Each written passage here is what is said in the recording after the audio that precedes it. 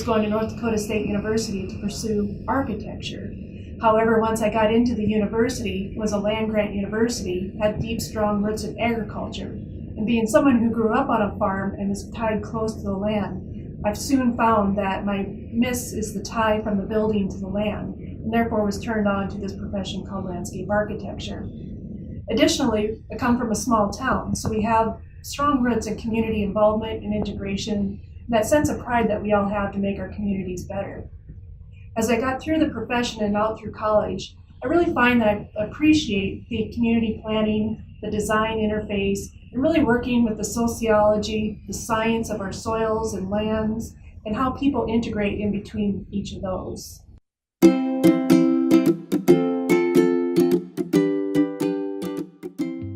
Now more than ever, we feel like we need to integrate the platform of landscape architecture. Oftentimes people ask me, Jolene, what is it that you really do? And I have to answer to them, we're really a jack of all trades, master of a few. We really appreciate that we integrate placemaking. We can design, plan, and integrate spaces in our communities that provide that sense of identity.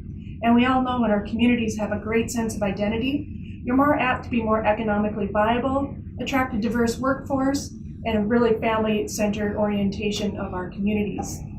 I've also taken a recent interest in integrating community health. Nationally, our communities are becoming less healthy. Obesity rates and diabetes are at all-time record levels.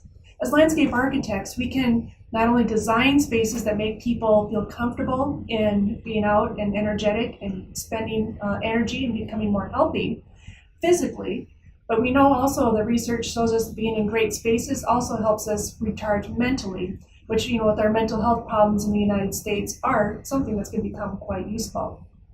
We really want to encourage people to become active.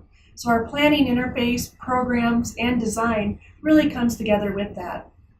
And finally, our sustainability and resilience work.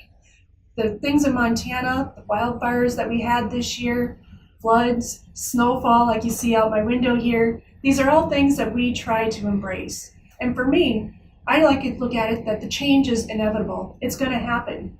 And so instead of having the conversation of who is responsible for the change, let's change that conversation and talk about how we're going to be resilient and adaptable to that change.